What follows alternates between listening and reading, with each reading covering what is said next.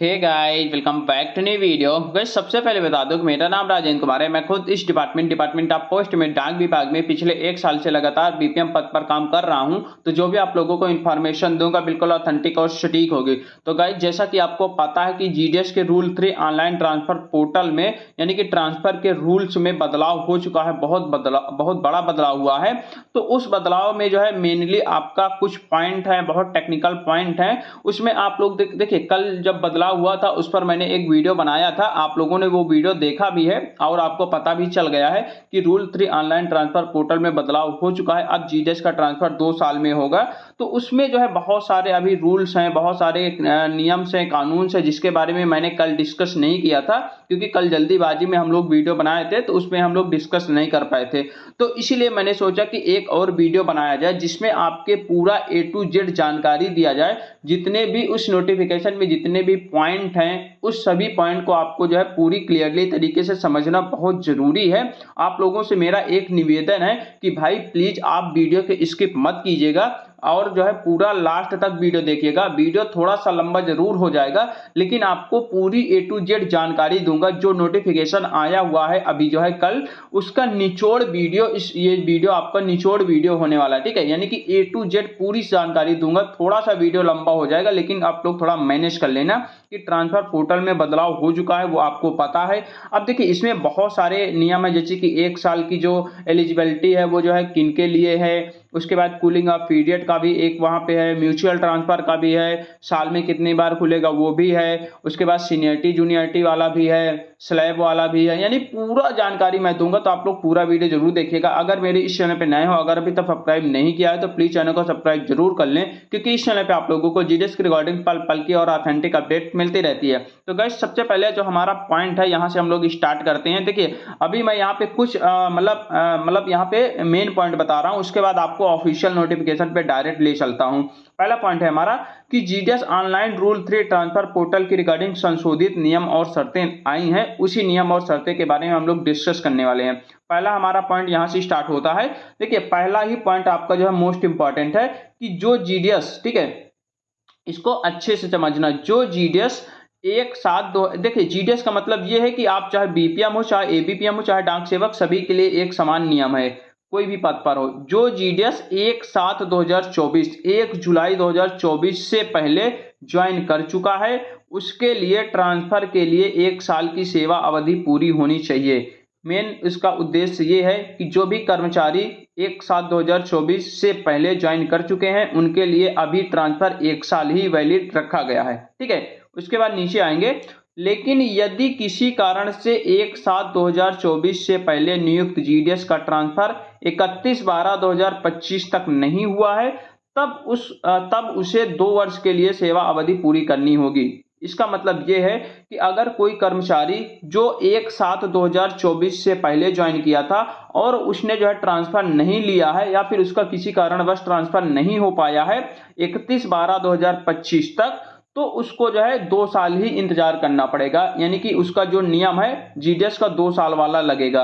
लेकिन अगर कोई जीडीएस कर्मचारी ऐसा है जो है 1/7/2024 के पहले ज्वाइन कर लिया है जीडीएस में, अगर वो उसके लिए 31/12/2025 तक छूट दिया गया है, रिलैक्सेशन दिया गया है उन कर्मचारियों को जो 1/7/2024 के पहले ज्वाइन किए हैं, उनको 31/12/2025 तक छूट दिया गया है कि 31/12/2025 तक अगर वो ट्रांसफर लेना चाहते हैं तो उनके लिए रिलैक्सेशन है, वो लोग 1 साल के लिए ही उनके लिए नियम है, ठीक है। और बाकी जो 1/7/2024 से लेकर इसके बाद ज्वाइन किए हैं, यानी ये भी डेट मेंशन है, ठीक है।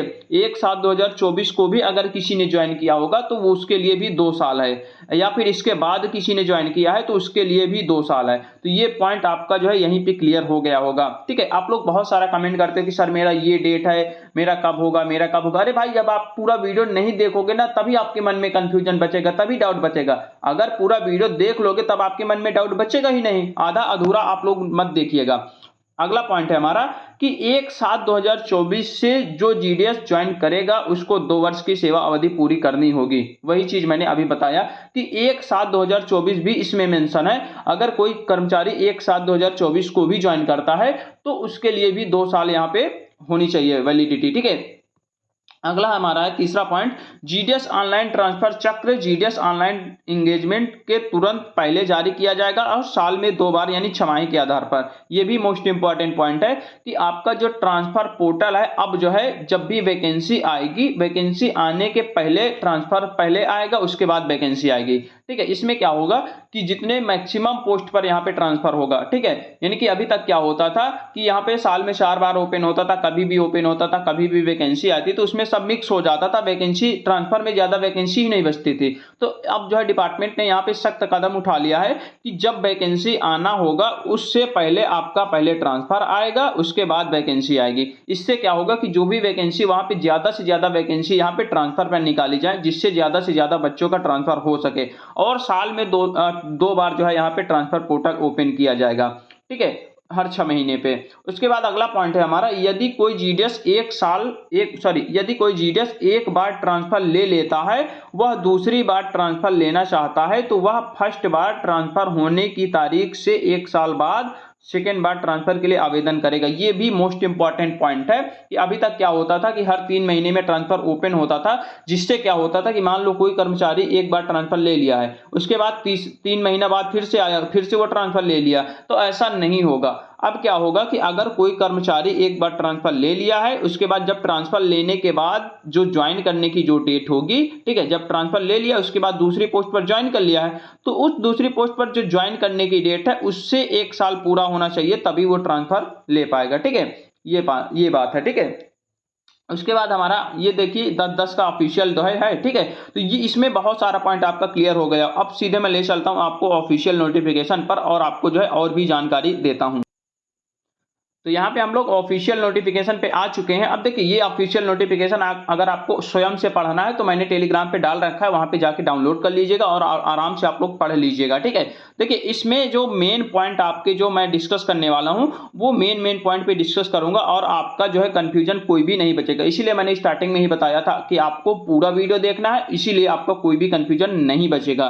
पहला पॉइंट हमारा टर्म एंड कंडीशन ट्रांसफर की रिगार्डिंग, यहाँ पे टर्म एंड कंडीशन यानी नियम और शर्तें यहाँ पे लागू की गई। पहला पॉइंट हमारा यही है कि अब जो है मतलब जीडीएस कर्मचारी मतलब 2 साल में ट्रांसफर होगा। पहले 1 साल होता था, उसको रिवाइज करके 2 साल कर दिया है। ठीक है, तो ये पहला पॉइंट हो गया। उसके बाद यहाँ पे एक पॉइंट और दिया गया है कि अगर देखिए इसमें मैंने कल भी बताया था कि अगर जब भी ट्रांसफर पोर्टल ओपन होगा, अगर मान लो उसकी डेट लास्ट 30 तारीख है, 30 तारीख मान लो एग्जांपल बता रहा हूं, अगर ट्रांसफर पोर्टल ओपन होता है और ऑनलाइन एप्लीकेशन की जो ट्रांसफर वाला ऑनलाइन एप्लीकेशन का जो डेट है 30 तारीख है, अगर उस 30 तारीख तक किसी का जो है 2 साल पूरा हो रहा है तो वो ट्रांसफर ले सकता है, ट्रांसफर के लिए आवेदन कर सकता है। ये पॉइंट भी आपका मोस्ट इंपॉर्टेंट है। ठीक है, एक एक पॉइंट आप लोग समझते जाइएगा।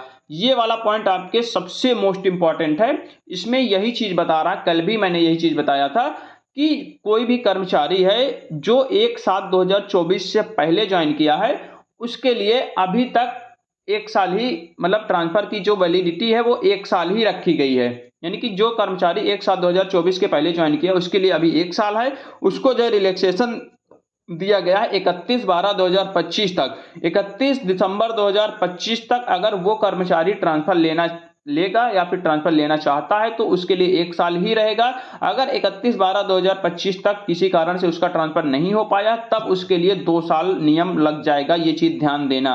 और बाकी जितने भी कर्मचारी हैं जिसका 1/7/2024 से ज्वाइनिंग हुआ या फिर उसके बाद हुआ है, उनके लिए 2 साल ही ट्रांसफर की वैलिडिटी है। तो ये चीज आप लोग मोस्ट इंपॉर्टेंट ध्यान में रखना। कल भी मैंने यही चीज बताया था और आज भी वही चीज बता रहा हूं। ठीक है, उसके बाद है हमारा अगला पॉइंट है कि यहाँ पे जो म्यूचुअल ट्रांसफर के लिए जो हमारा पॉइंट है, म्यूचुअल ट्रांसफर आपका 1 साल में ही होगा। ठीक है, यानी कि अगर कोई कर्मचारी 1 साल रेगुलर सर्विस कंप्लीट कर चुका है तो वो म्यूचुअल ट्रांसफर ले सकता है, कोई दिक्कत नहीं है। म्यूचुअल ट्रांसफर अब ऑनलाइन तरीके से किया जाएगा, ऑफलाइन तरीके से नहीं किया जाएगा। 1 साल में म्यूचुअल ट्रांसफर होगा। अगला पॉइंट हमारा है कि the male GDS will be provided 2 chance. ये आपको पता है कि मेल के लिए यानी पुरुष के लिए 2 बार चांस दिया जाता है और फीमेल यानी महिला के लिए 3 बार चांस दिया जाता है।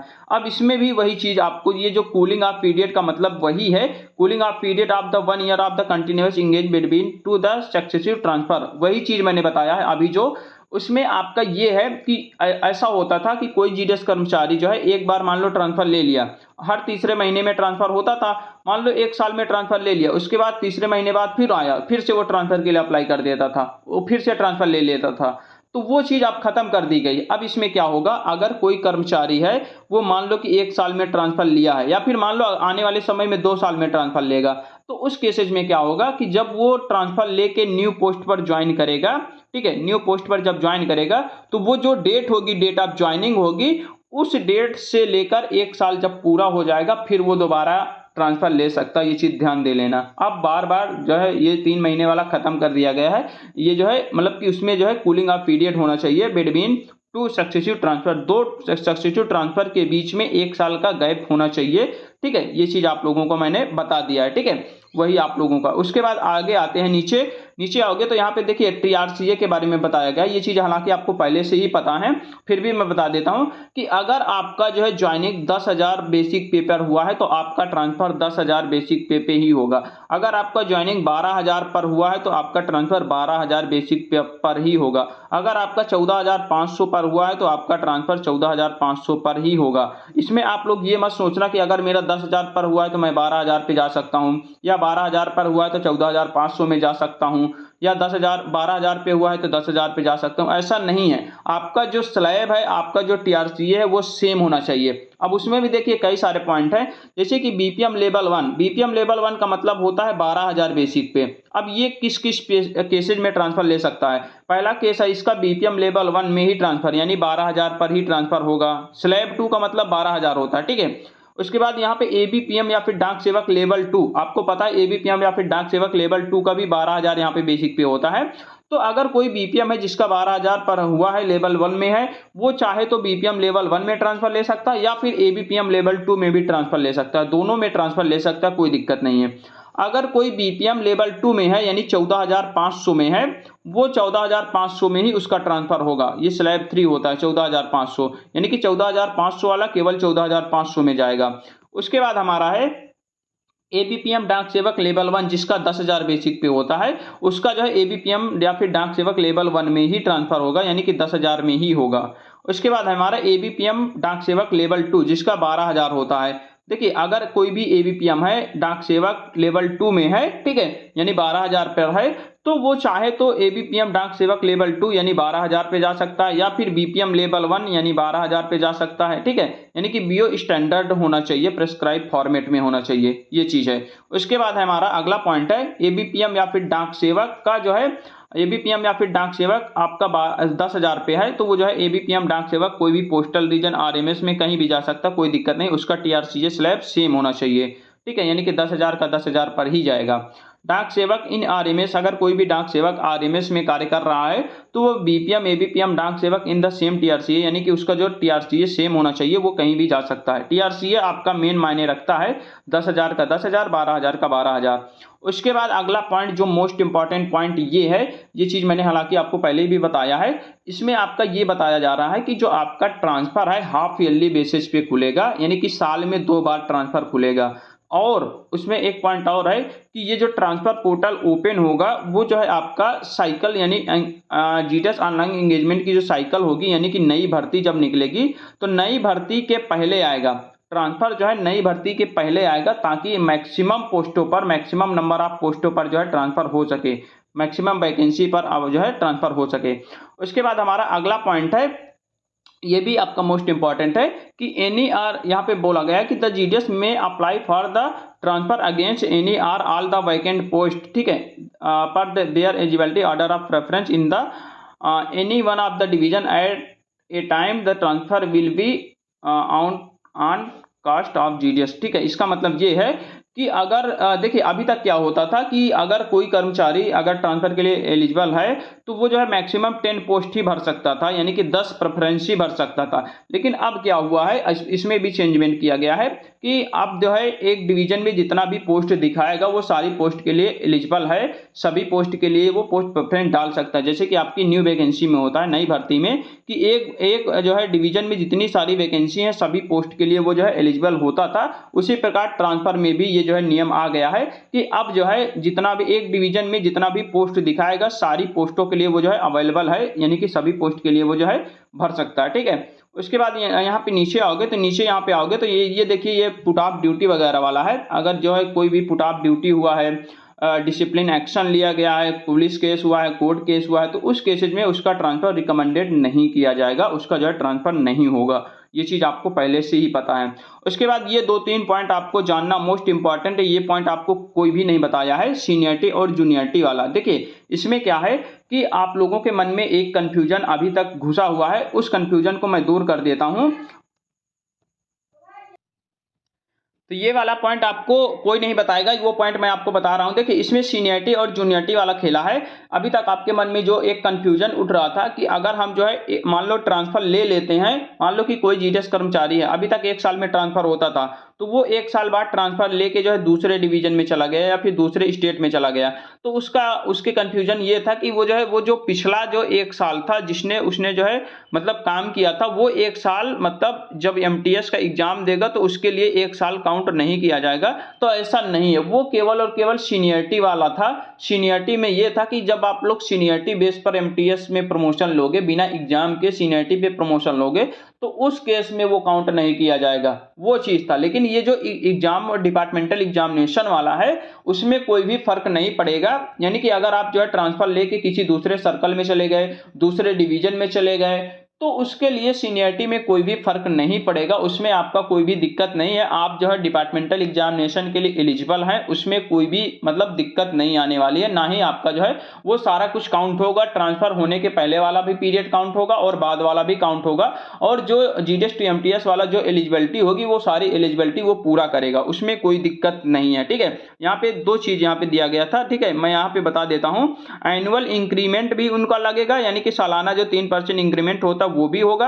और एमटीएस पोस्टमैन के लिए वो जो है अपीयर भी होगा डिपार्टमेंटल एग्जामिनेशन में, कोई दिक्कत नहीं होने वाला। ठीक है, यानी कि वो काउंट होगा, उसका जो पीरियड रहेगा यहाँ पे दिया गया upon the transfer the past engagement, यानी कि उसका जो पुराना है, पास्ट का मतलब पुराना है, पुराना period will be counted for the eligibility for the appearing the departmental examination, यानी कि उसका जो पास्ट वाला इंगेजमेंट का जो टाइम पीरियड है वो भी काउंट होगा उसके लिए डिपार्टमेंटल एग्जामिनेशन के लिए, और उसके एनुअल इंक्रीमेंट के लिए भी काउंट होगा, यानी कि उसका जो 3% इंक्रीमेंट लगता है उसके लिए भी काउंट होगा। तो ये चीज आपको कोई नहीं बताया, ये चीज मैं आपको नया बताया हूं, तो आप लोग इसको जो है बहुत अच्छी तरीके से समझ गए होंगे। ठीक है, उसके बाद आएंगे यहाँ पे ऑर्डर ऑफ प्रायोरिटी। देखिए ये भी आपका जो है मोस्ट इंपॉर्टेंट पॉइंट है। इसमें क्या होता है कि मान लो कि एक ही डिवीजन में, ठीक है, एक ही डिवीजन में मान लो कि एक डिवीजन में कोई पोस्ट ए निकली हुई है, कोई पोस्ट ए निकली हुई, एक डिवीजन में कोई पोस्ट ए निकली हुई, उसमें जो है कई सारे लोगों ने वहां पे फॉर्म फिलअप किया है, उसमें बहुत सारे केसेज हैं, उस केसेज में किसका ट्रांसफर उसमें एक्सेप्ट किया जाएगा,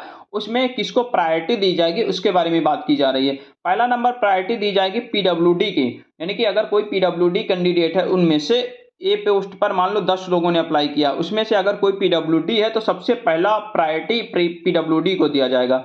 उसके बाद हमारा फीमेल जीडीएस को दिया जाएगा जो स्पाउस ग्राउंड पे है। स्पाउस ग्राउंड का मतलब होता है कोई पति पत्नी, जैसे कि कोई फीमेल जीडीएस है, ठीक है, महिला जीडीएस है और उसके पति जो है किसी भी गवर्नमेंट जॉब में है, स्टेट गवर्नमेंट में है या सेंट्रल गवर्नमेंट में है, तो उसके लिए स्पाउस ग्राउंड होता है, तो वो उसके जो है सेकंड नंबर पर प्रायोरिटी उसको दिया जाएगा, यानी कि उनको ट्रांसफर के लिए सेकंड नंबर पर रखा जाएगा। ठीक है, उसके बाद क्या है, उसके बाद तीसरा नंबर पॉइंट है मेल जीडीएस। अगर कोई कर्मचारी मेल मतलब मेल जीडीएस है, पुरुष जीडीएस है, और उसकी पत्नी जो है किसी स्टेट गवर्नमेंट या फिर सेंट्रल गवर्नमेंट में काम करती है, तो उसके लिए 3rd नंबर पर रखा जाएगा। ठीक है, प्रायोरिटी। चौथा पॉइंट है हमारा डेट ऑफ इंगेजमेंट या फिर डेट ऑफ ज्वाइनिंग जिसे कहते हैं। चौथा नंबर डेट ऑफ ज्वाइनिंग या फिर डेट ऑफ इंगेजमेंट देखा जाएगा। अगर डेट ऑफ इंगेजमेंट जिसका ज्यादा है, डेट ऑफ ज्वाइनिंग जिसका ज्यादा है, सर्विस पीरियड ज्यादा रहेगा, उसको पहले प्रायोरिटी दी जाएगी। अगला पॉइंट है हमारा फीमेल। उसके बाद हम लोगों को female other than spouse ground, यानी कि स्पाउस ग्राउंड के अलावा जो फीमेल रहेंगी उनको जो है प्रायोरिटी दी जाएगी। अगला पॉइंट है डेट ऑफ बर्थ। अगर डेट ऑफ उसमें जो है फिर अगला कदम होगा हमारा डेट ऑफ बर्थ देखा जाएगा कि किसका डेट ऑफ बर्थ ज्यादा है। उसके बाद हमारा डेट ऑफ एप्लीकेशन ठीक है, date and time of application, यानी कि जो ट्रांसफर का जो एप्लीकेशन फॉर्म भरने की जो डेट टाइम है उसको देखा जाएगा। ये सब प्रायोरिटी है, ये यानी कि ये जो है प्राथमिकता दी जाती है अलग अलग तरीके से, ठीक है। उसके बाद हमारा है अगला पॉइंट देखेंगे, ये आपके काम का नहीं है, जो आपके काम का होगा वो चीज मैंने आप लोगों को लगभग सारी चीजें बता दिया। अब आपके काम की कोई भी चीज नहीं है, तो मैंने आपको पहले ही बताया था, मैंने आपको पहले भी बताया था कि आपका वीडियो थोड़ा सा लंबा हो जाएगा, लेकिन मैं ए टू जेड सारी जानकारी दूंगा, कोई भी जानकारी यहाँ पे छूटेगी नहीं। तो आशा करता हूँ इस नोटिफिकेशन में जितनी भी जानकारी थी ए टू जेड पूरा निचोड़ वीडियो मैंने आप लोगों के सामने रख दिया है। अगर ये वीडियो आप देख लोगे तो इसके बाद आपको कोई भी वीडियो देखने की जरूरत नहीं है, ये मैं दावे के साथ कह सकता हूं। लेकिन हाँ, आपको स्किप नहीं करना है, बिना स्किप किए आपको पूरा वीडियो देखना पड़ेगा, तभी आपका कोई भी कंफ्यूजन नहीं बचेगा। तो इस वीडियो में हम लोग इतना ही रहने देते हैं, मिलते हैं एक नई वीडियो के साथ, तब तक के लिए बाय बाय, टेक केयर।